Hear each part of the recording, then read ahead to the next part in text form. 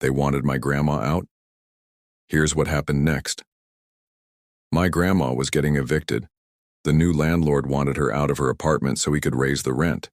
But we turned the tables on him, and now he's the one who's being evicted.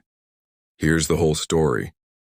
It all started when my grandma's apartment was sold to a new landlord. He came in with a big plan to renovate the building and make it look nicer. But that meant raising the rent, which would be a huge problem for my grandma. She couldn't afford to pay more money.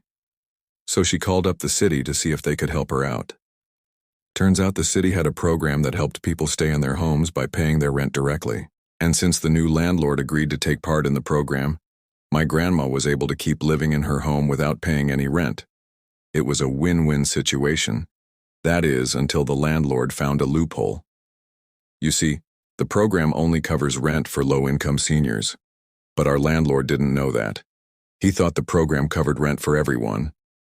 So he took my grandma to court because he wanted her out of her home. But thankfully, we were able to prove in court that my grandma qualified for the program.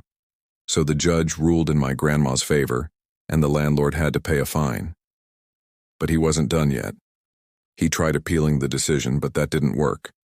So then he tried to do something else. He started taking away things from my grandma's apartment. He took away her stove, her refrigerator, and even her air conditioner.